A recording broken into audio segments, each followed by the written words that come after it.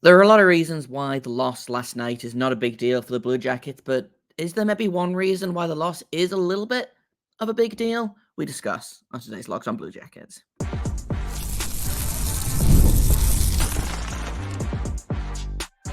You're Locked On Blue Jackets, your daily podcast on the Columbus Blue Jackets, part of the Locked On Podcast Network, your team every day. Hello and welcome to Locked On Blue Jackets, part of the Locked On Podcast Network, your team every day. I am, as always, your host, Jay Foster, here to give you the good, the bad, and the ugly about your favorite team and mine, the Columbus Blue Jackets. Before we get things started, I want to thank everyone for making this your first listen of the day every single day. And we are free and available on all podcast platforms, over on YouTube and on SiriusXM. I just want to let you know that today's episode is brought to you by FanDuel. Place your first $5 bet and you'll get started with $200 in bonus bets guaranteed. Just visit FanDuel.com to get started. So let's talk about last night's game, because it went about as I expected, quite frankly. I know the scoreline looks bad. The stat sheet doesn't look great, but at the end of the day, it was a mostly NHL ready team for the Sabres, and it was a bunch of children and like two veterans for the Blue Jackets. So someone, I believe it was Aaron Portzline, did the math on the number of NHL games played by either team. In the Sabres lineup, there was 4,473 games worth of players. The Blue Jackets, by comparison, had 2,179 games in total. 1,187 of which is Jack Johnson. So Jack Johnson had almost 1,200 of the 2,100 games, which again, math is difficult. Less than 900 games spread among the rest of the roster, and that's including Dylan Gambrell, who has over 200 by himself. Cole Sillinger has about 200 by himself. Mathieu Olivier has probably about that. I feel like Mathieu Olivier has fewer games than you would think for how long he's been around. But he is... he was in the lineup. He was one of the veteran guys in the lineup. I'm just pulling up how many games he has in total in the NHL because now I'm curious. He has 168 games in the NHL. So, there's give or take another 600. So, 4 players taking up all but 600 or all but 300 NHL games. You know, there are a lot of guys on the ice that did not have any NHL experience. Pulling up the roster real quick for the Blue Jackets. Where is it? Here we go. So Cameron Butler, 1 NHL game. Hunter McCown, handful of games. Luca Pinelli, 0. Trey Fix-Wolansky, less than 100. Delbar Belouz had 1. He had, I think, 12 games last season. Future had about the same. Tyler Peddle, 0. Jordan Harris has under 200. David Jiricek has, I think, under 100. Charlie Ehrlich, 0. Corson Kuhlman, 0. Stanislav Svozil, I think, has 2 career NHL games. And then Jet Greaves has under 20, I would say. And then Evan Gardner making his NHL debut as well. So the point I'm making here is it was a very, very young lineup for the Blue Jackets. When you compare that to the roster that the Sabres had, which basically looks a lot like the roster that they had, for the bulk of last season. A couple of new additions. Jason Zucker is a Sabre now, which I forgot until he arrived. Ryan McLeod was on the roster, but it was, you had your Tage Thompson, your JJ Peterka, your Dylan Cousins, your Bowen Byram, Owen Power, no Rasmus Dahlin, who was a notable missing piece, but for the bulk of it, a very NHL heavy roster. And this is because the Sabres, I believe, are flying out to Sweden today or maybe tomorrow, actually. I think they have one final preseason game tonight against Pittsburgh. But This is why I'm not worried about the game for the most part, is like a mostly NHL roster for the Sabres versus the Blue Jackets, who, again, going back to it, had maybe 2 top 6 forwards out of, the 12 forwards, and maybe top 2, maybe 2 top 4 defensemen, maybe 2 top 6 defensemen, quite honestly, depending on what you think of Jack Johnson. But I'm sure we'll get into Mr. Johnson in just a minute here. But this was always going to be a tough game. I thought Jack Greaves played well for the 40 minutes that he did play. I thought Evan Gardner had it was kind of a welcome to the NHL moment for him. Unsurprised by that. I thought he looked good. I thought he looked 18 years old. Again, very, very unsurprised by the performance by him. Blue Jackets didn't have a ton of offense generated during the game. They got outshot by the Sabres, not by as much as you would think. They only got outshot 29-26, but it was an uphill battle for the goalies. Again, just to reiterate how much imbalance there was in the roster. Like, Jack Johnson has just over 1,100 NHL games, and then the rest of the defensemen, I think, have under 150 between them. I'm doing some very quick math there. I don't know what Jordan Harris's games are like off the top of my head. He has 130 games by himself. So you see my point here. Goalies didn't have a lot of help. The one veteran member of the defense was Jack Johnson, who was not great. Again, kind of unexpected, but frustrating. But I thought the players that needed to have good games had good games. So talk a little bit more about what I liked about this game. Because honestly, there was more that I liked than I didn't like. And so that'll probably be the bulk of the episode, and then we'll go back to talking about who looked a little bit flat, a little bit worrying. So guys I liked, I think Adam Fantilli looked good. He looked strong. He looked fast. Curious to see what he's like with apologies to his line mates, but excited to see what he looks like with actual top 6 line mates. Right now, it looks like he's going to be playing with James Van Riemsdyk and Igor Chinikov. Have been his line mates for the bulk of training camp, which I'm sure we'll get into later on. But I thought he looked good. Cole Sillinger really impressed me. I thought he looked composed. He looked solid.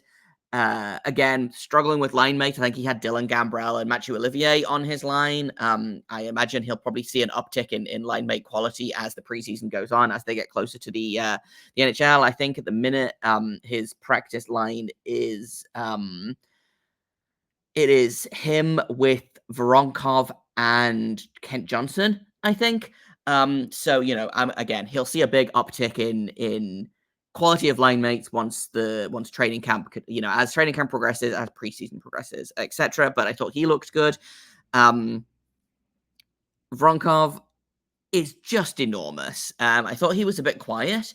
I wanted to see a little bit more from Voronkov. I wanted to see more from guys like Treyfix Wolanski. I thought needed to have a better performance than he did. I don't think he was bad by any means. I think he just seemed a little bit flat, and I feel like we're running out of time for Fix Wolanski in Columbus specifically. I think he's his play in Cleveland, I think, has earned him an extended look in Columbus in probably middle 6 minutes. I would love for him to get top 6 minutes, but I don't think he will.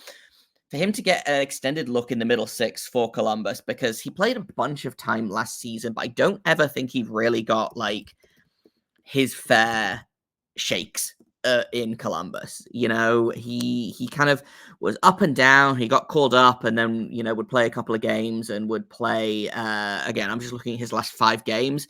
9:44 ice time, 11:51, 7:53, 6:56, 10:49. He averaged this season, he averaged just under 11 minutes of ice time.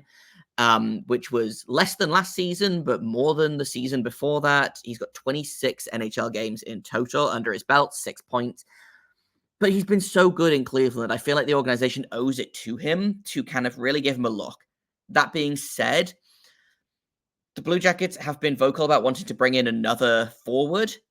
I don't know that there's room for another forward, depending on who they bring in. I was looking at it, and it looks like, Trey Fix-Wolansky is going to be an odd man out. It looks like Gavin Brindley is likely going to be an odd man out, but I don't know that he's ever really had a look in.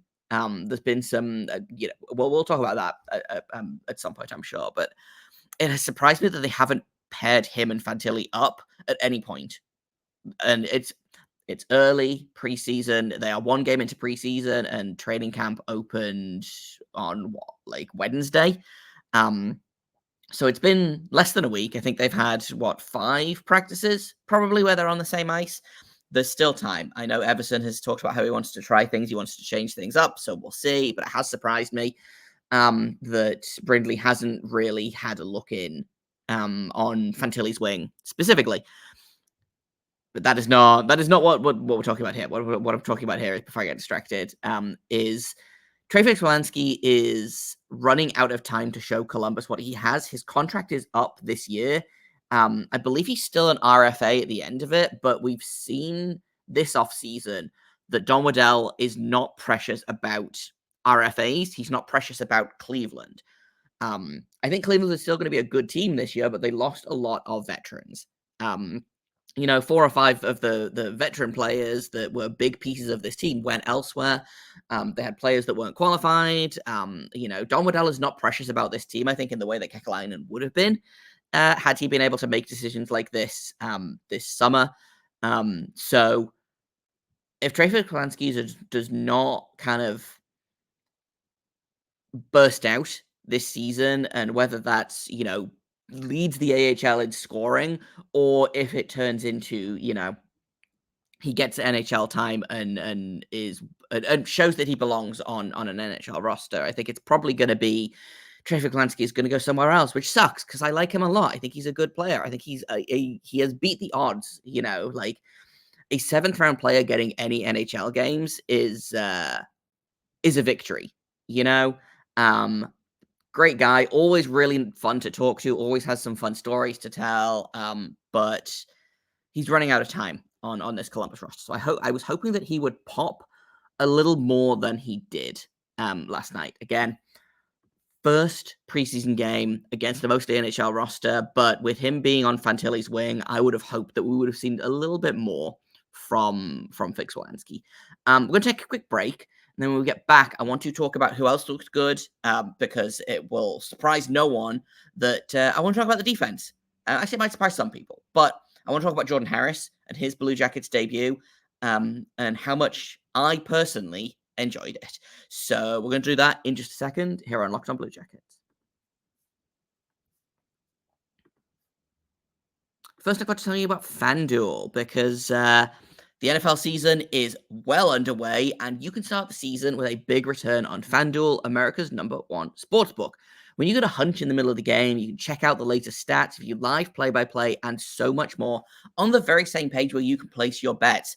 And when you place your first $5 bet, you're going to get started with $200 in bonus bets guaranteed. You don't have to win or anything. Put $5 on the Chiefs winning, for example, or the Jaguars losing. I'm running out of my knowledge of NFL, but place a $5 bet on literally whatever you want, and you're going to get $200 that you can spend on, again, literally whatever you want. That's FanDuel.com that you can do all of that. Once again, FanDuel.com, America's #1 sportsbook. Welcome back to Locked On Blue Jackets, part of the Locked On Podcast Network, your team every day. We're talking about last night's preseason game, which the Blue Jackets did not have a great showing in, but lots of players looked good individually. Talk a little bit about who impressed me in the forward group, and now we're going to talk a little bit about the defense, because half of the defense really impressed me, the other half less so. So let's talk about who I liked first. Jordan Harris, I thought, was the best Blue Jacket on the ice. and it wasn't particularly close, quite frankly. I thought he was excellent. He is just so chill and calm and laid back. Like he's not, and this is the thing about Jordan Harris. We've talked about him kind of at length. He's not fancy. He's not going to go out there and do Zach Werenski things with the puck, and he's not going to put up 20 goals. But he is unflappable. I think that pairing of him and Jiricek was great. I would love to see that as a second pairing in Columbus. I thought that was, again, by far and away the best duo for the Blue Jackets on the ice. Jiricek, I thought, looked good, but not great. But I think having someone like Harris on the ice helped massively. They were both, I'm looking at the natural stat trick data here from that was from Hockey Stat Cards on Twitter. They do like a little graph where it shows you how good every player was, and it breaks it down by color. So if they were good on offense, if they were good on defense, if they were good at special teams, etc., etc. Jordan Harris and David Jiricek were in the top 4 for the Blue Jackets. Harris was second, Jiricek was fourth, and they were both excellent defensively, which is always fun. If you're like me and you've watched the Blue Jackets for any length of time, whenever someone has like a good defensive performance, I'm always excited about it. I think they worked really well together. I would like to see a little bit more offense from that duo. I think, Jiricek specifically, I don't think we're going to get a ton of offense from Harris, but that might free up Jiricek to be a little bit more offensively minded, to start doing the things that we saw him do in his rookie season in Cleveland. He was playing the point on the power play and looked great there. Like, hope he gets a chance to do that for the big club in the regular season, because I don't remember the last time the Blue Jackets had kind of one of those big, heavy shots from the blue line on the power play. Like arguably someone like a Seth Jones, who was great on the power play for the Blue Jackets, didn't have one of those like huge, heavy shots that Jiricek does. So use him, please, for the love of God. But they were great. I liked them as a duo a lot. Someone else that impressed me was Charlie Elick, who, again, just drafted, was, I want to say, 36th overall this most recent draft. Very, very young player. Clearly not used to playing at NHL tempo, but he was in the right places. He looked like he understood the game and what was going on, unlike some other players, which we'll talk about in a minute. And I'm actually not talking about Jack Johnson here, but we will be talking about him in just a minute. But his hockey IQ looked good. I thought he skated well. Puck handling was an adventure. There was a couple of times where, he flubbed a perfectly good pass that, again, I'm kind of putting down to he's not used to being passed to from NHL players in game situations. It's very different from practice. He's had, again, 5 days of practice, maybe 5.5 hours total. So yeah, he missed some stuff. He had some adventures. I thought had a great open ice hit on Zach Benson, which if he can kind of round out that area of his game, I think will be fun. I don't necessarily think that hitting is the be all and end all of big defensemen. I'm much more interested to see what he looks like in transition, on behind the goal, places like that. But I thought for a debut as an 18-year-old, I really did quite like Elick, and I thought he was definitely in the top half of defensemen. In terms of who didn't impress me on the defensive side, it might be Corson Kuhlmans is in the same place as Trey Fix-Wolansky, I think. Maybe with a little bit more leeway, but he struggled last night. Unsure if that was struggling due to the fact that Jack Johnson is a black hole of everything. But I really wanted to see more from Kuhlmans. But I do wonder how far ahead of him some other guys in the depth chart are. Like you look at the Blue Jackets depth chart on defense, and You've got Juracek, you've got Matejchuk, you've got Elic now, who again looked really good. Bringing Jordan Harris in, not as a prospect, but as a young player that could be around for a while. Stanislav Svozil, I think, is above him in the depth chart.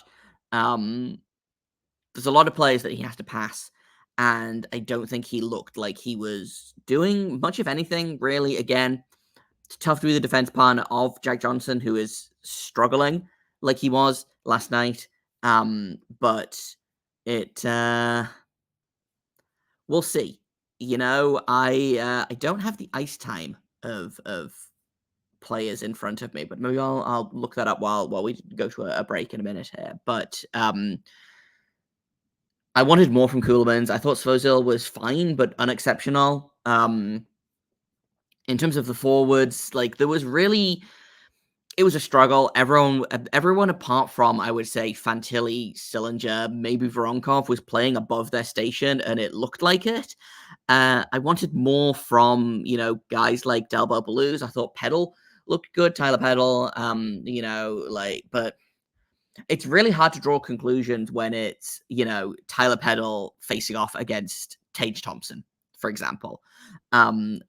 So I will be interested to see what this team looks like during the next game, which I believe is at home. So they will probably do a more veteran-heavy lineup. That tends to be how preseason goes, in my experience, is if you're on the road, you send the kids because the veterans don't want to travel before they absolutely have to, which is fair. I feel the same way. The Blue Jackets are playing at home against St. Louis tomorrow. So, again, expect an NHL heavy roster from the Blue Jackets, probably a much better performance. But apart from everyone else that I've mentioned, just to kind of, sorry, lost my train of thought. Do apologize. To wrap up my thought process there, everyone was playing above where they would normally play in the lineup. Like I said, there was 4 or 5 guys that are going to be on the main roster when the season starts, and I'm including Mathieu Olivier in that, who is a 4th liner, and I'm including Jack Johnson in that, who is a 7th defenseman. We hope, But if I'm looking at this roster and I'm like, okay, who's going to be on the opening night roster? Olivier, Harris, Sillinger, hopefully Juracek, Fantilli, probably Jack Johnson, maybe Jack Johnson. I don't remember if I said Voronkov there, but that's 6 or 7 players of the 20 that they iced. So unsurprising that the Sabres made them look like an AHL roster, because I don't even think it was an AHL roster. It was, an AHL roster and a bunch of guys who just got drafted and got sent back to juniors. So unsurprising. Learning experience for sure. But we'll see what they look like tomorrow night against St. Louis. Hopefully we'll get a roster out for that soonish. It'll probably get released not long after I finish recording tomorrow's episode, which is fine. That's how this works. I've made my peace with that. But I'm going to take a quick break, and then I want to talk about kind of my biggest issue with this game, which was Jack Johnson looked rough out there, but we'll talk about that in just a second here on Locked On Blue Jackets. First, I've got to tell you about Indeed. We're all driven by the search for better, but when it comes to hiring, the best way to search for a candidate isn't actually to search at all. Don't search, match with Indeed. If you need to hire, you need Indeed. They are your matching and hiring platform. They've got over 350 million global monthly visitors and a matching engine that helps you find quality candidates fast. So you can ditch the busy work. You can use Indeed for scheduling, screening, and messaging so you can connect with candidates faster. And it's not just faster. 93% of employers agree that Indeed delivers higher quality matches compared to other job sites, according to a recent survey. I have been unlucky enough to have to job hunt in the past, not for a while though, knock on wood, and Indeed is the only site that I use to job hunt, so I can only imagine it is just as good when you are the one hiring. So, join more than 3.5 million businesses worldwide that use Indeed to hire great talent fast, and listeners of this show are going to get a $75 sponsored job credit to get your job more visibility at Indeed.com/lockedon. Just go to Indeed.com/lockedon right now and support our show by saying you heard about Indeed on this podcast. Indeed.com/locked on. Terms and conditions apply. Need to hire? You need Indeed.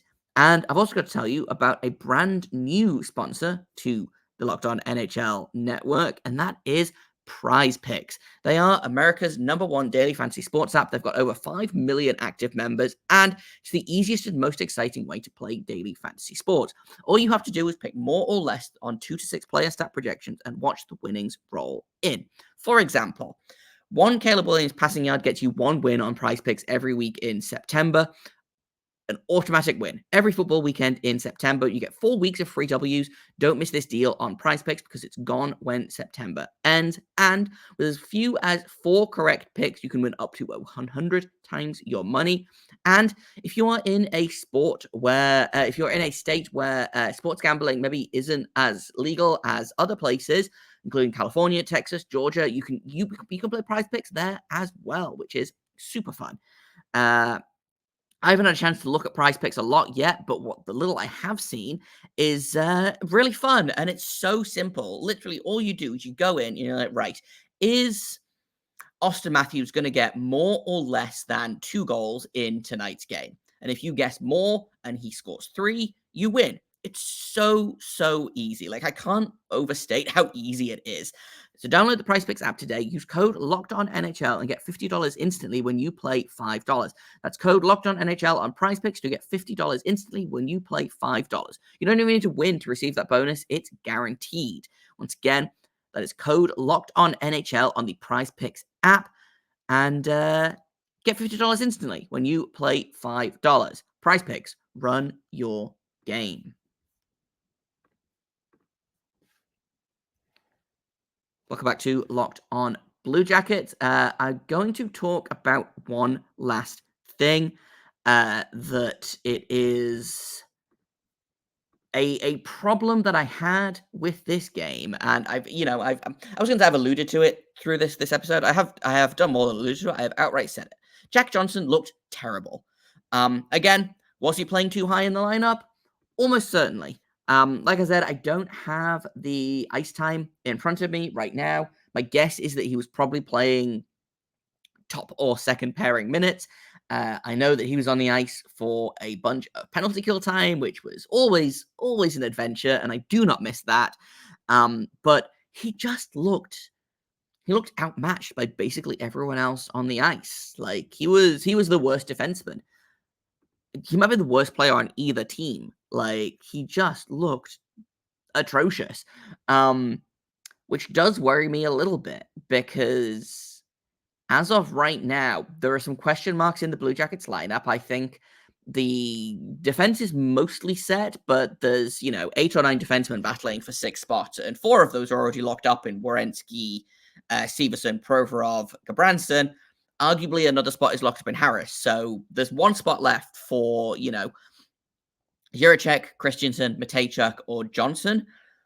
And I would take any of those 3 players over Jack Johnson at this point. And I know that I have, receipt me if you want, but I know I talked about how I liked this signing. I like this signing as long as he doesn't play a lot, which I think, and I was clear about that when they signed him. I was like, listen, I want someone who is going to be able to play third pairing minutes for maybe 25 games a season and who isn't going to be an abject disaster every time he steps on the ice. And in fairness, he was not an abject disaster every time he stepped on the ice, but it was pretty rough. In terms of giving him grace, yes, he was up against some of the big guns for the Buffalo Sabres. He will be playing much more sheltered minutes, we hope. But I don't see how you put him on the ice at the expense of, someone like Jiricek or someone like Matejchuk or, someone like Jake Christensen, who, again, I feel like is going to be the odd man out in terms of who's getting sent down to Cleveland here. He wasn't good.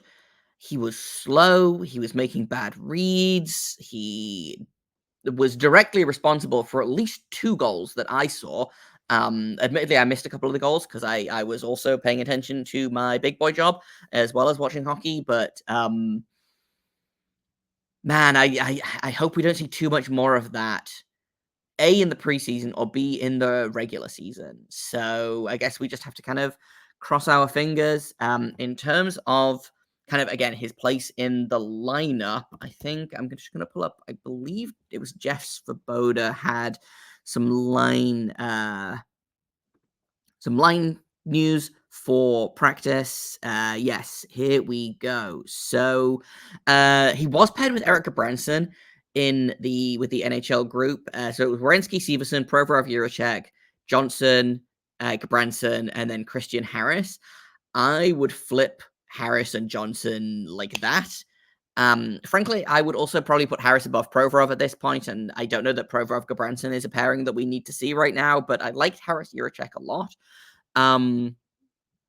Johnson Gabranson, it kind of sends shivers through me as someone who has watched both of those guys play. And like Gabranson had a good season last season. I don't think he was anywhere near as terrible as I was expecting him to be, or many people were expecting him to be. That doesn't mean I want to see him and Johnson out there on the ice at the same time, just kind of coasting around like Buicks. Because unfortunately, that is kind of what Jack Johnson looks like when he's on the ice, is he just kind of cruises around like a big truck, and not a particularly effective one. So I'm hoping that we don't see too much more of Jack Johnson. Good veteran, good guy, really happy to be back in Columbus. Again, it's kind of a risk-free signing because he's making basically nothing, and he's so easy to put in the press box.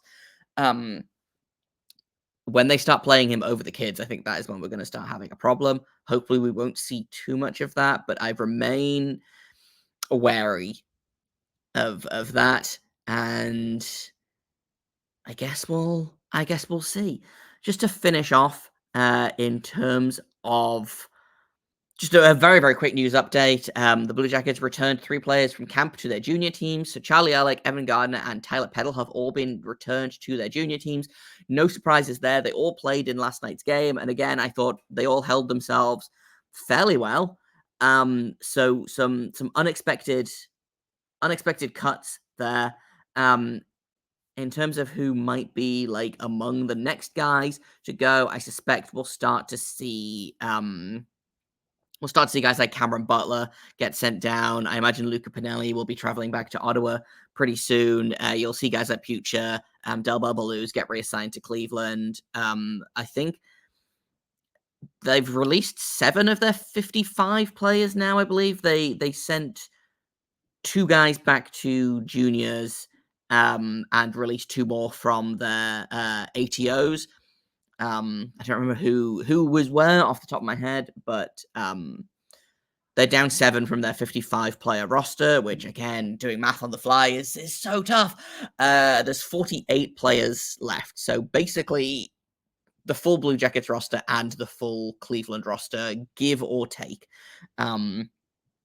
So I don't think we'll see too many more releases, but we'll start to see guys getting sent down to Cleveland, I think, as the next kind of week or so progresses, and then Cleveland Monsters training camp starts. I think basically as soon as the Blue Jackets camp ends. So we'll see what goes on there. Tomorrow, we've got another episode for you. We're going to take a look at what the roster is going to be like for the St. Louis game. Again, I suspect a much more NHL-heavy roster, we hope. And hopefully we'll probably get to see one of Elvis or Tarasov in net. We'll get to see, hopefully, some lines that we could be seeing in the regular season. So, should be fun. We'll talk about the roster as soon as we know what it is, what I'm excited about, what I'm less excited about, what I'm looking out for in that game. But that's it for me today. Like I said, tomorrow we'll talk about that. Thank you for listening, for making us your first listen of the day every single day. We are free and available on all podcast platforms. We're over on YouTube and on SiriusXM. I've been Jay Foster. You can find me on Twitter at _Jacob Foster, JAKOBFORSTER. You can find the show at LO_Blue Jackets. If you have comments, questions, criticisms, you can email me at lockedonbluejackets@gmail.com. Until tomorrow, make sure you stay locked on.